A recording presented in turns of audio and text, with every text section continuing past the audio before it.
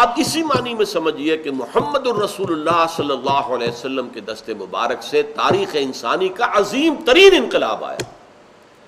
وہ انقلاب کیا تھا؟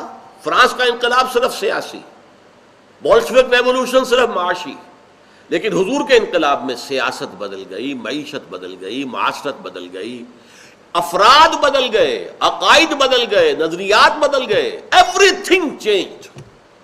بلکہ میں یہ کہا کرتا ہوں کہ یہاں مائکروسکوپ لگا کر دیکھنا پڑتا ہے کہ کوئی چیز سابقہ حالت پر برقرار رہ گئی نہیں۔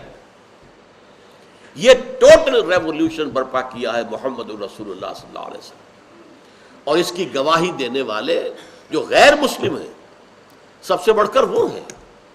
مسلمانوں میں تو عام طور پر ریولوشن کا تصور ہی نہیں ہے۔ خلافت راشدہ کے بعد سے لے کر ملوکیت ہمارے ہاں آ گئی، اور علماء دین جو ہیں وہ بادشاہوں کے تابع ہو کر کچھ ان کی خواہشات پوری کرتے رہے، کچھ اپنی طرف سے خیر کی باتیں بھی کرتے رہے۔ اس جاگیرداری اور مزارعت کا جواز جو ہے وہ بادشاہوں کی خوشنودی کے لیے دیا گیا، ورنہ امام ابو حنیفہ کے نزدیک مزارعت حرام ہے، امام مالک کے نزدیک حرام ہے، امام شافعی کے نزدیک حرام ہے۔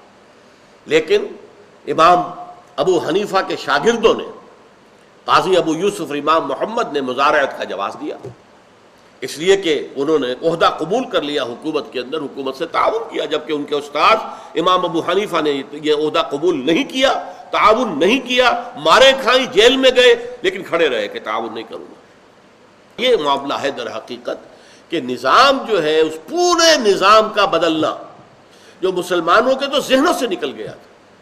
بہت عرصے کے بعد اقبال نے یہ تصور دیا ہے کہ اسلام ایک نظام ہے اور اس میں سیاست اور مذہب علیحدہ نہیں ہے، یہ دین ہے، یہ مذہب نہیں ہے، ریلیجن نہیں ہے، it's a system of life, مکمل زندگی کا ایک نظام ہے، ضابطۂ حیات ہے، اس میں سیاست بھی ہے، معیشت بھی ہے، معاشرت بھی ہے، سب کچھ۔ لیکن یہ کہ اس کی، جیسا کہ میں عرض کر رہا تھا، کہ گواہی دشمنوں نے دی۔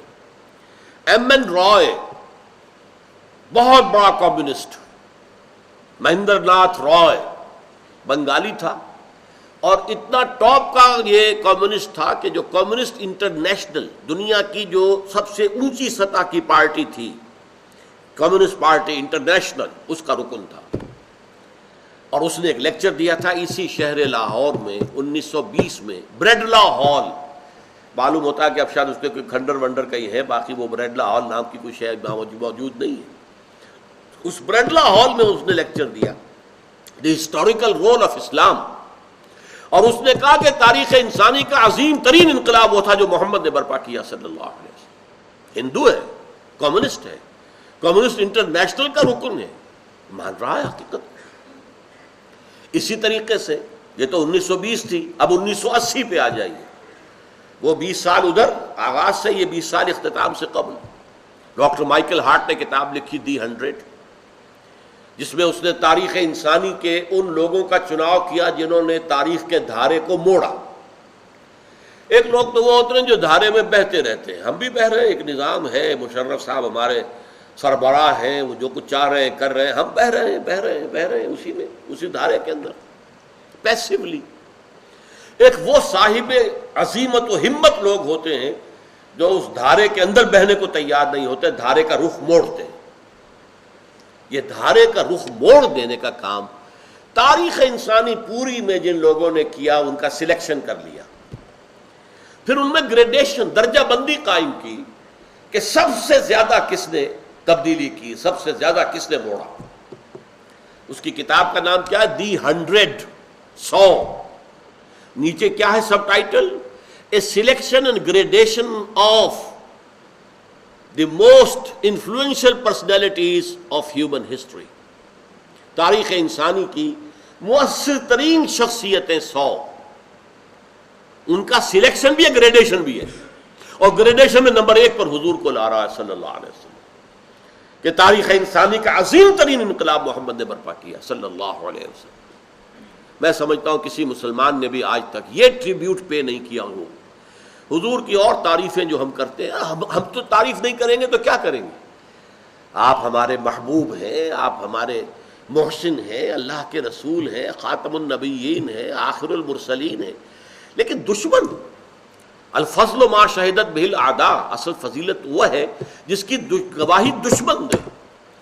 یہ مائیکل ہارٹ کہہ رہا ہے، اور اس نے شروع میں 1 نمبر پر لایا حضور کو اور کہتا ہے naturally I O an explanation, مجھے اس کی وضاحت کرنی پڑے گی. میں عیسائی ہوں لیکن حضرت عیسیٰ کو نمبر 1 پر نہیں رکھ رہا، نمبر 3 پر لے گیا.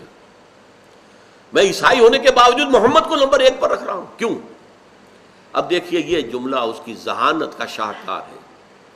دس is because he is the only person. یہ دی کو underline, the only person supremely successful in both the religious and secular fields. زندگی جو ہے انسان کی 2 حصوں میں آج بٹ چکی ہے. ایک مذہبی زندگی ہے، اخلاق ہے، عبادات ہے، یہ ہے وہ ہے، عقائد ہیں، اور ایک ہے حکومت ہے، ریاست ہے، فتوحات ہیں. یہ 2 علیحدہ ہیں گا، لیکن ان دونوں میدانوں میں بیک وقت سپریملی سکسیسفل ایک ہی انسان ہے اور وہ محمد ہے صلی اللہ علیہ وسلم.